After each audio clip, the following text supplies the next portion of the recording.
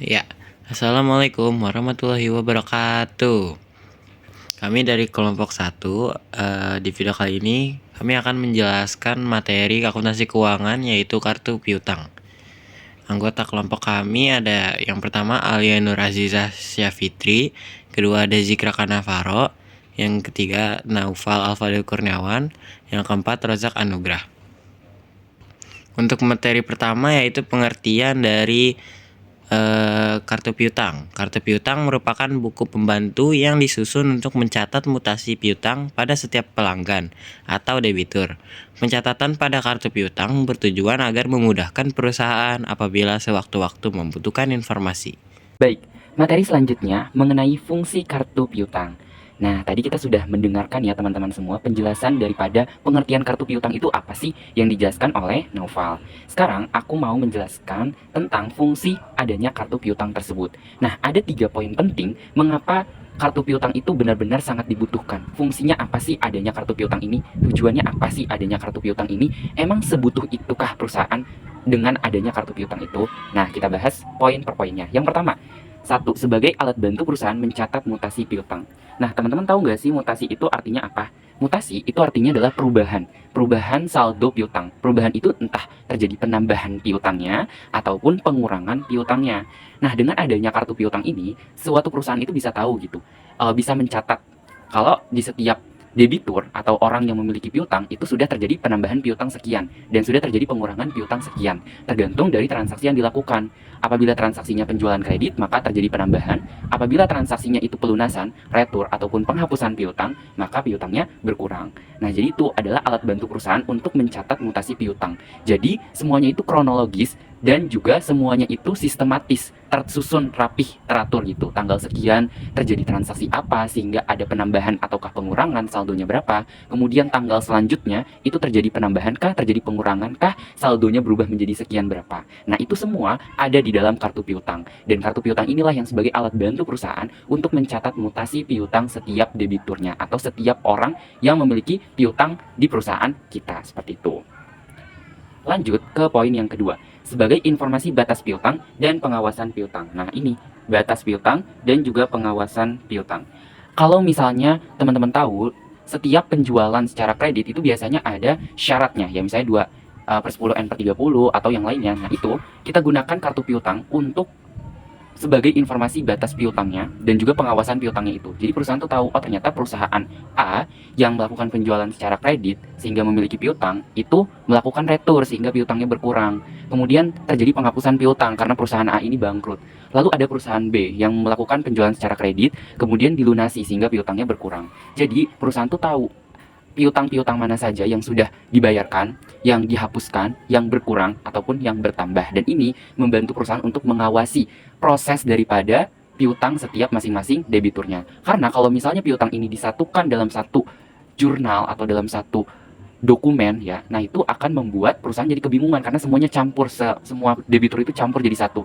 Nah itu bakal membingungkan perusahaan. Ini debitur yang ini itu prosesnya bagaimana, debitur yang B itu prosesnya bagaimana, kenapa di tanggal ini terjadi ini, kemudian di tanggal sekarang berubah jadi begini-begini. Nah kalau misalnya ada kartu piutang itu kan dibuat untuk masing-masing debitur atau orang yang memiliki piutang. Jadi jelas, oh perusahaan ini memiliki piutang gini, kemudian terjadi penambahan ini, pengurangan ini, sehingga saldonya seperti ini. Itu adalah fungsi yang kedua.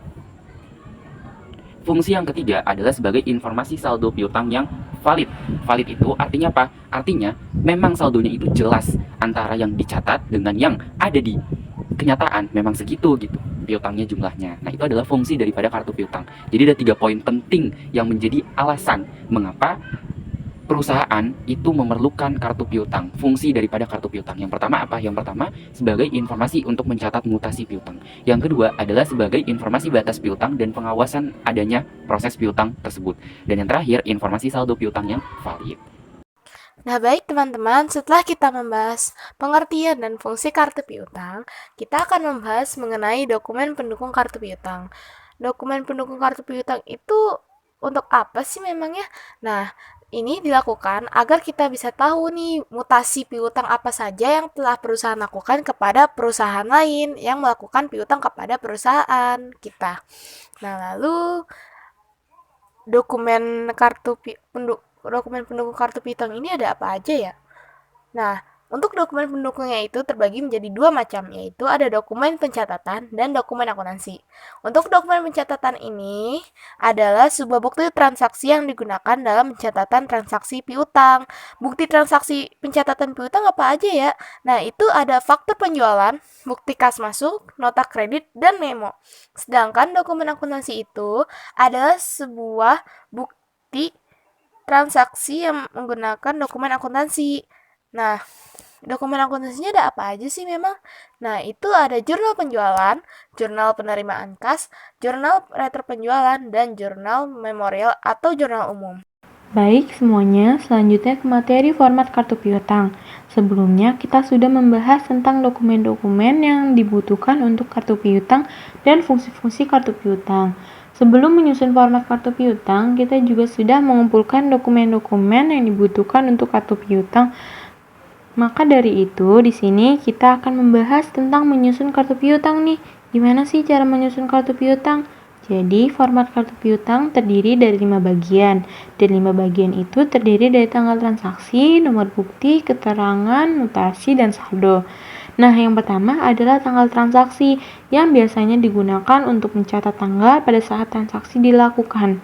Dan tanggal harus berurutan atau sistematis.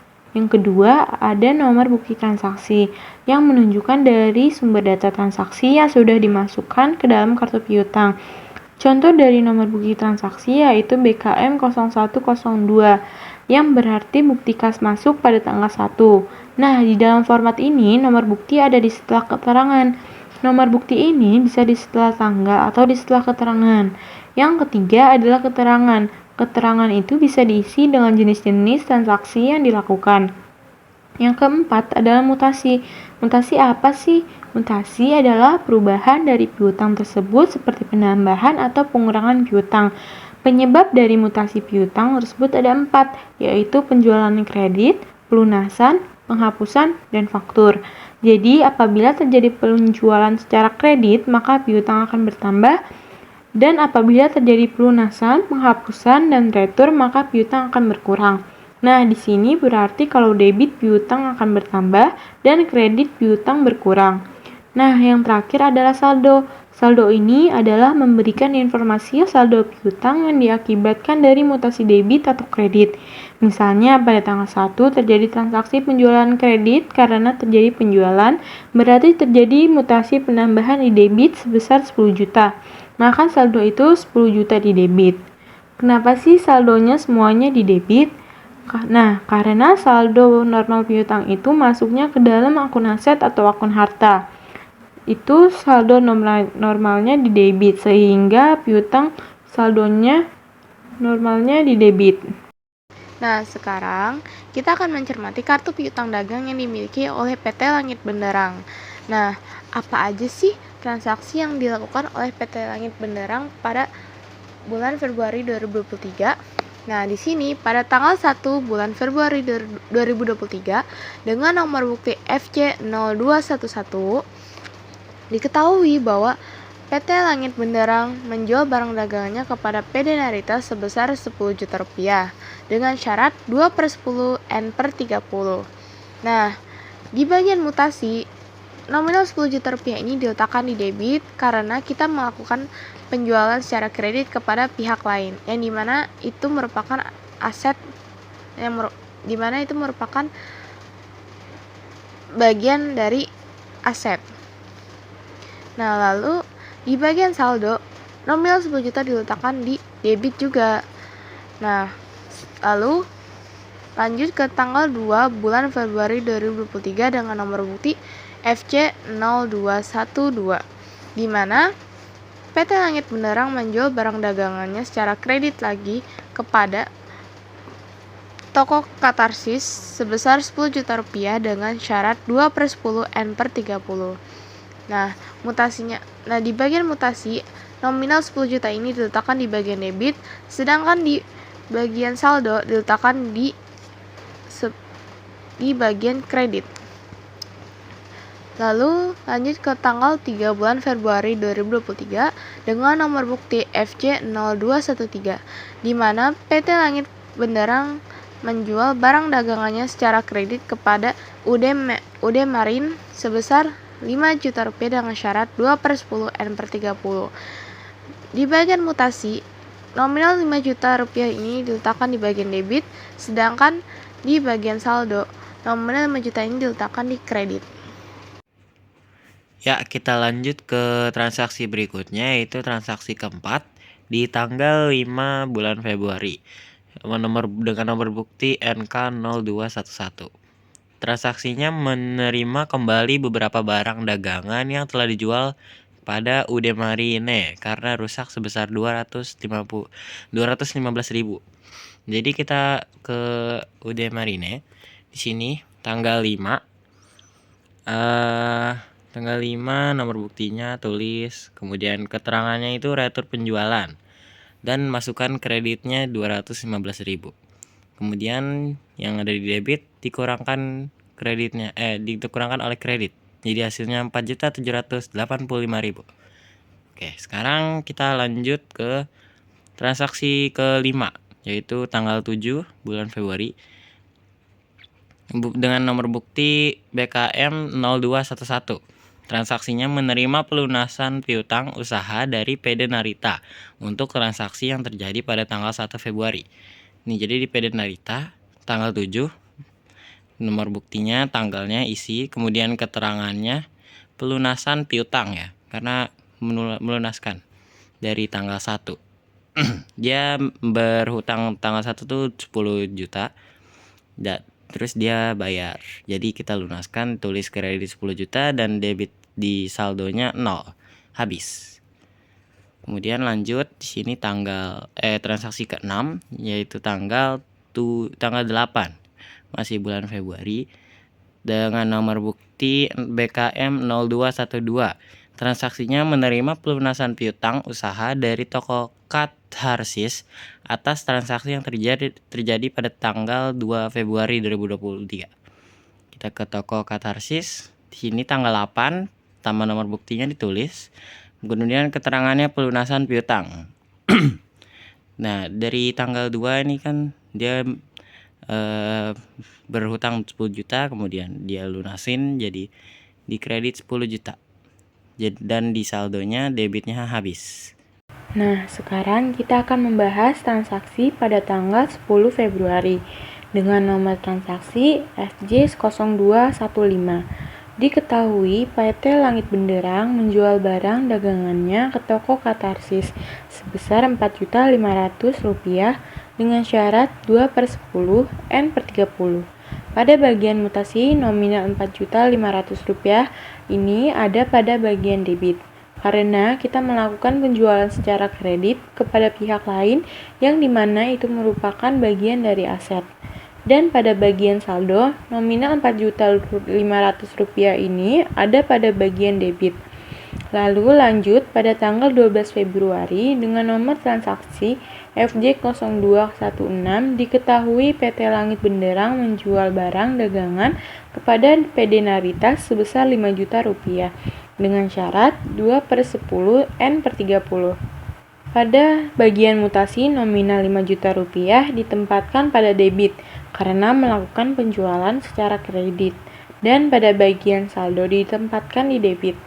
Lalu lanjut pada tanggal 13 Februari dengan nomor transaksi NK0212, diketahui PT Langit Benderang menerima pengembalian barang dari PD Narita karena tidak sesuai dengan pesanan sebesar Rp325.000 dengan syarat 2/10 N/30.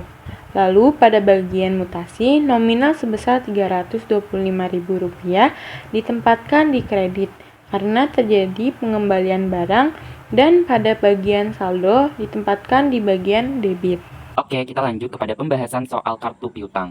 Nah, di sini aku melanjutkan tanggal 18 hingga 28 ya teman-teman. Kita mulai pada tanggal 18 Februari 2023. Di sini dengan nomor bukti BKM 0214. BKM itu singkatan dari bukti kas masuk. Transaksinya adalah menerima pembayaran piutang dari UD Marin atas transaksi yang terjadi pada 3 Februari 2023. Oke, ini 3 Februari ya teman-teman, 2023. Kita flashback lagi ke tanggal 3 Februari 2023. Di sini ada transaksi menjual barang dagangan kepada UD Marin sebesar 5 juta dengan syarat 2/10 N/30. Berarti ada piutang ya, karena penjualannya secara kredit sebesar 5 juta. Nah, kita lihat setelah tanggal 3 Februari ini ada tidak transaksi yang berkaitan dengan UD Marin. Kita cek apakah ada retur, apakah ada penghapusan piutang, atau ada penambahan piutang. Sehingga jelas nih, pembayaran atau pelunasan piutangnya itu berapa saldonya. Kita lihat di tanggal 5 itu ternyata ada UD Marin, tanggal 7 tidak ada, tanggal 8 tidak ada, tanggal 10 tidak ada, tanggal 12 tidak ada, dan tanggal 13 itu juga tidak ada. Maka kita hanya fokus kepada tanggal 5 Februari 2023. Di sini ada NK atau nota kredit. Transaksinya adalah menerima kembali beberapa barang dagangan yang telah dijual kepada UD Marin karena rusak sebesar 215.000. Jadi begini teman-teman, awalnya UD Marin ini membeli atau kita melakukan penjualan secara kredit kepada UD Marin sebesar 5 juta pada tanggal 3 Februari itu tuh. Lalu pada tanggal 5 Februari, beberapa barang dagangan yang sebelumnya udah dibeli, udah dijual kepada UD Marin, sama UD Marin ini dibalikin ke kita senilai 215.000. Kenapa ada pengembalian barang dagangan? Karena ada beberapa barang dagang yang rusak, yaitu senilai 215.000 itu. Pengembalian barang dagang ini disebut juga sebagai retur. Ketika terjadi retur, maka piutang tersebut berkurang senilai dengan nominal barang-barang yang dikembalikan. Jadi yang awalnya total piutangnya itu adalah 5 juta, karena ada retur sebesar 215.000, maka 5 juta dikurangi dengan 215.000 sehingga menjadi sisa piutangnya itu adalah 4.785.000 rupiah.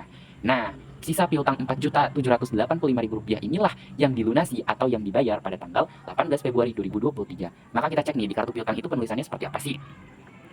Kita cari UD Marin. Nah, ini adalah kartu piutang UD Marin. Di sini kita tulis tanggalnya 18, kemudian nomor buktinya tadi BKM atau bukti kas masuk 0214, keterangan atau deskripsinya itu kita tulis dengan pelunasan piutang, atau bisa juga ditulis dengan pembayaran piutang, atau bisa juga ditulis keterangannya itu bukti kas masuk. Karena keterangan ini menjelaskan tentang transaksi piutang yang dilakukan, ataupun menjelaskan tentang nomor bukti dokumen yang digunakan sebagai sumber pencatatan piutang tersebut. Kemudian karena pelunasan piutang, maka piutangnya berkurang. Piutang berkurang di mana mutasinya atau perubahannya itu berkurang di kredit senilai 4.785.000. Sehingga saldo awalnya yang tadinya 4.785.000 karena dilunasi maka berkurang 4.785.000. Saldonya sekarang 0. Oke, itu adalah transaksi tanggal 18. Kita lanjut pada transaksi tanggal 22. Oke, kita lihat transaksi tanggal 22. Di sini nomor buktinya adalah FJ0218 dengan transaksi menjual barang dagangan kepada UD Marin sebesar 4 juta dengan syarat 2/10 N/30. Nah, kalau ini gampang ya, menjual barang dagangan kepada UD Marin. Lalu ada syaratnya, dan di sini nomor buktinya adalah FJ. FJ itu adalah faktur penjualan. Transaksi yang berasal pencatatannya dari faktur penjualan itu berarti penjualan secara kredit ya teman-teman. Penjualan secara kredit mengakibatkan adanya atau munculnya piutang karena perusahaan orang lain membeli barang dagangan kita tapi mereka belum membayar. Jadi mereka masih ada hutang ke perusahaan kita. Bukan hutang ya sebutannya, tapi mereka masih ada piutang kepada perusahaan kita. Maka untuk pencatatannya ini sangat mudah sekali di kartu piutang. Kita lihat lagi yang kartu piutang UD Marin. Kita lanjut. Kemudian nomor buktinya adalah faktur penjualan 0218. Keterangannya itu adalah penjualan kredit. Bisa penjualan kredit, bisa juga faktur penjualan ya untuk keterangan ini. Karena adanya transaksi penjualan kredit, maka piutangnya itu bertambah ya. Mutasinya itu bertambah. Bertambah di sisi apa? Bertambah di sisi debit senilai 4 juta. Sehingga saldo yang tadinya 0 bertambah menjadi 4 juta. Oke, kita lanjut ke transaksi tanggal 25. Nah, di 25 ini ada apa sih? 25 dengan nomor bukti BKM atau bukti kas masuk 0215. Transaksinya adalah menerima pembayaran sebagian. Oke, sebagian piutang PD Narita sebesar 3 juta. Oke, berarti kalau misalnya menerima pembayaran sebagian piutang, otomatis piutangnya berkurang dong, karena kan piutangnya dibayar oleh si debitur. Senilai berapa? Senilai 3 juta. Langsung aja kita masukin ke dalam kartu piutang PD Narita. Nah, ini, yaitu pada tanggal 25 Februari 2023, BKM 0215, keterangannya adalah pembayaran piutang. Kenapa ditulisnya pembayaran piutang, bukan pelunasan piutang? Karena tadi keterangannya atau deskripsi yang ada di soalnya, penjelasan transaksi yang ada di soalnya itu pembayaran sebagian piutang. Otomatis tidak semua piutangnya itu dibayarkan. Makanya keterangannya itu kita tulis pembayaran piutang, bukan pelunasan piutang. Kalau lunas itu semuanya dibayar, tapi karena ini sebagiannya aja, maka kita tuliskan di keterangan itu pembayaran piutang. Selain pembayaran piutang, keterangannya juga bisa bukti kas masuk ya, karena nomor bukti transaksinya itu adalah BKM. Karena adanya pembayaran piutang, maka mutasi piutangnya itu berkurang. Soalnya piutangnya dibayarin nih sama si debitur. Senilai berapa? Senilai yang tadi di soal, yaitu 3 juta. Sehingga piutang berkurang di apa? Di kredit. Kita tulis 3 juta kredit. Lalu saldonya yang awalnya 4.675.000 karena dibayarkan 3 juta oleh PD Narita, maka menjadi 1.675.000-nya ini ya, 1.675.000. Itu adalah sisa saldonya. Kita lanjut kepada transaksi yang terakhir teman-teman. Nah, ini dia, yaitu tanggal 28 Februari 2023 dengan nomor bukti yaitu memo ya, M itu memo 0211. Transaksinya adalah memutuskan menghapuskan piutang, oke, menghapuskan piutang PD Narita dengan metode cadangan karena dinyatakan bangkrut. Oke, ini aku hapus biar kelihatan. Nah, dia ada menghapuskan piutang karena bangkrut. Kalau terjadi penghapusan piutang, maka piutang tersebut berkurang. Kenapa sih terjadi penghapusan piutang? Ada beberapa kondisi yang mengakibatkan suatu perusahaan akhirnya melakukan penghapusan piutang. Salah satunya adalah jika pihak debitur itu bangkrut dan benar-benar tidak bisa untuk membayarkan atau melunasi piutangnya. Sebenarnya ini ada dua metode, yaitu metode langsung dan tidak langsung. Karena yang dipakai adalah metode cadangan, maka metode tidak langsung. Metode tidak langsung itu artinya kemungkinannya PD Narita ini masih bisa melunaskan, tapi oleh perusahaan dianggap sementara ini dianggap itu dihapuskan dulu piutangnya, tapi masih ada kemungkinan untuk dilunasi. Tapi kalau metode langsung, itu benar-benar perusahaan tersebut bangkrut dan tidak bisa membayarkan piutangnya. Sehingga oleh perusahaan kita, piutang tersebut dihapuskan dan dianggap sebagai beban kerugian piutang. Itu perbedaannya ya. Nah, tapi kita tidak fokus ke metode penghapusan piutangnya, tapi kita fokus ke dalam pencatatan kartu piutangnya. Bagaimana pencatatannya? Nah, ini PD Narita. Kita tulis data-data yang ada dari soal tersebut, tanggalnya 28 Februari, kemudian nomor buktinya memo 0211, kemudian keterangannya adalah penghapusan piutang. Karena memang pada transaksi tersebut piutangnya dihapuskan. Atau keterangan lainnya itu bisa memo, karena sumber yang digunakan untuk mencatat piutang pada tanggal ini adalah memo. Nah, karena adanya penghapusan piutang, maka piutang tersebut berkurang. Piutang berkurang di kredit, senilai dengan sisa saldo yang sebelumnya diketahui. Kayak gitu. Karena kan tadi memutuskan menghapus piutang PD Narita. Berarti piutang yang sebelumnya ada nih, ya udahlah dihapuskan aja karena PD Narita dinyatakan bangkrut. Saldo sebelumnya itu 1.675.000. Sisa saldo ini itu oleh perusahaan dihapuskan, dilakukan penghapusan piutang karena PD Narita tersebut bangkrut. Sehingga yang awalnya perusahaan PD Narita memiliki piutang 1.675.000 dihapuskan menjadi Rp0, seperti itu. Itu adalah pembahasan daripada analisis soal dari tanggal 18 hingga tanggal 28 Februari 2023. Jadi di sini kita udah belajar banyak beberapa transaksi ya, yaitu mulai dari transaksi menjual barang dagang, kemudian menerima pembayaran piutang, lalu ada juga penghapusan piutang. Selain 3 transaksi ini juga ada retur. Jadi transaksinya tuh penjualan, kemudian ada retur, kemudian ada yang namanya pembayaran atau pelunasan piutang, dan yang terakhir ada penghapusan piutang. Ada 4 transaksi ini yang terjadi pada kartu piutang. Kesimpulan materi kartu piutang ini adalah kartu piutang merupakan alat bantu perusahaan yang digunakan untuk mencatat setiap mutasi daripada akun piutang masing-masing debitur. Entah itu adanya penambahan piutang maupun pengurangan piutang. Kartu piutang digunakan oleh perusahaan untuk mengawasi setiap kronologis piutang masing-masing debitur atau orang yang memiliki piutang kepada perusahaan kita. Sehingga piutang yang dimiliki oleh masing-masing debitur tersebut dapat terkontrol dan dapat diawasi dengan baik oleh perusahaan. Keuntungannya adalah perusahaan mengetahui perubahan-perubahan yang terjadi pada setiap piutang tersebut.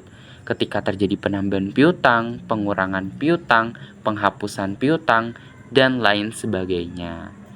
Nah, itu adalah materi mengenai kartu piutang yang sudah kita bahas, mulai dari pengertiannya, dokumen-dokumen apa saja sih yang dibutuhkan untuk membuat kartu piutang, kemudian fungsi kartu piutang tadi ada 3 poin, lalu ada format daripada kartu piutang, dan yang terakhir analisis contoh soal kartu piutang. Aku Rozak Anugrah, mewakili teman-teman kelompok 111 akuntansi 2 mengucapkan terima kasih kepada teman-teman semua yang sudah menonton video ini dari awal hingga akhir. Semoga materi kartu piutang ini dapat kalian pahami dan dapat bermanfaat dalam kehidupan sehari-hari. Terima kasih.